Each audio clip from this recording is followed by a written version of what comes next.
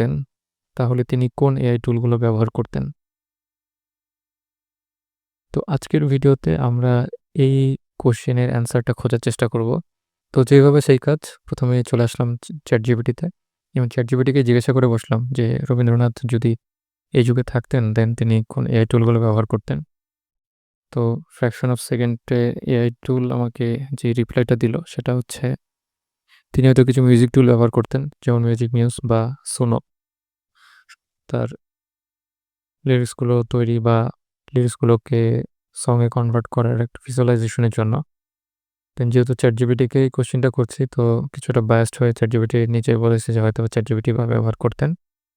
দেন ডালি বা রানওয়ের মতো প্ল্যাটফর্মগুলো ব্যবহার করতেন স্টোরি টেলিং বা ভিজুয়ালাইজেশনের জন্য, এবং নোশন এআই তার ডেইলি কাজকর্ম যেগুলো আছে সেগুলোকে ম্যানেজ করার জন্য হয়তো ব্যবহার করতেন।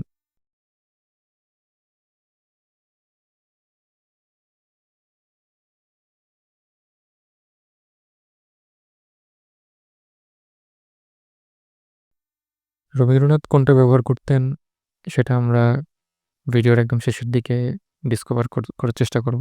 বাট এই যুগে আমরা কোন টুলটা ব্যবহার করতে পারি রবীন্দ্রনাথের মতো সং বা লিরিক্স ক্রিয়েট করার জন্য, সে বিষয়টি আমরা এখন দেখব। বর্তমানে মিউজিক ক্রিয়েট করার জন্য বেশ কিছু এআই টুল রয়েছে। তো সবগুলোর মধ্যে আমার সবথেকে পছন্দের হচ্ছে সোনো এআই। তার দুটো কারণ। প্রথম কারণ হচ্ছে এর 50 ক্রেডিট ডেইলি বেসিসে। এটা একটা খুবই ভালো দিক, কারণ প্রতিদিন আপনি 50 করে ক্রেডিট পাবেন আপনার প্রতি অ্যাকাউন্টের এগেনস্টে। এবং সুনোতে লগ ইন করার জন্য জাস্ট গুগলের মাধ্যমে নর্মাল অন্যান্য সাইটগুলোতে আমরা যেভাবে লগ ইন করি সেভাবেই করা যাবে। সো সেটা আর আজকে দেখাচ্ছি না। তো 50 ক্রেডিট দিয়ে আপনি প্রতিদিন প্রায় 10টা করে গান তৈরি করতে পারবেন, এবং গান তৈরি করার জন্য এখানে দুটো অপশন রয়েছে।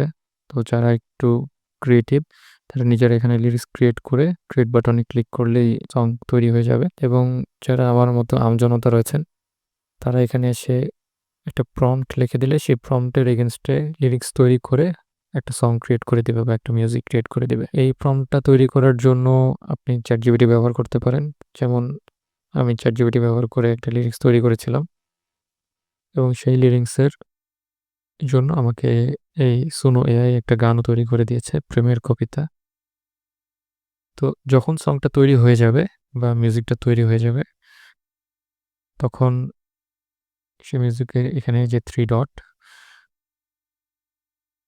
ডটে আসলে এখান থেকে সং এডিট করা যাবে, এবং নিচের যে মিউজিক অপশনটি রয়েছে এখানে থেকে এটাকে ডাউনলোড করা যাবে MP3 অডিও হিসাবে। তো কিছুদিন আগে ভিডিওটাও ফ্রিতেই ডাউনলোড করা যেত, বাট এখন একটা প্রো অপশন চলে আসছে। তো এটাকে কীভাবে বাইপাস করা যায় হয়তো এটা অন্য কোনো একটা ভিডিওতে, যদি আপনাদের রিকোয়ারমেন্ট থাকে দেন আমি হয়তো দেখিয়ে দিব। তো আবার ফিরে যাই রবীন্দ্রনাথের গল্পে, যে রবীন্দ্রনাথের মতো গুণী মানুষজন বা সে সময়ের মানুষজন বা সে যুগের মানুষজন যদি এই যুগে থাকতেন তাহলে হয়তো তারা এআই টুলগুলো ব্যবহার করতেন, বাট তাদের যে ক্রিয়েটিভিটি বা তাদের যে ইন্টেলিজেন্স বা তাদের যে ইনোভেশন সেটা আসলে বর্তমানে সাথে তুলনা করার মতো না, অতুলনীয়। তাদের সেই জ্ঞানের গভীরতা বা তাদের সেই ইমাজিনেশনের যে ক্যাপাবিলিটি সেটা আসলে বর্তমানে চিন্তাই করা যায় না। তো তাদের সেই ক্রিয়েশন, তাদের সেই ইমাজিনেশন, তাদের সেই গল্পগুলো যুগ যুগ টিকে থাকুক, এই কামনায় আজকের ভিডিওটা এখানেই শেষ করছি। তো ভিডিওটি ভালো লাগলে অবশ্যই জানাবেন। এছাড়াও আপনাদের ভালো লাগা মন্দ লাগা বা যে কোনো বিষয় কমেন্ট সেকশনে জানাতে পারেন, আমি অবশ্যই চেষ্টা করব রিপ্লাই দেওয়ার। তো সবাই ভালো থাকবেন, সুস্থ থাকবেন। বিদায় নিচ্ছি। ধন্যবাদ সবাইকে।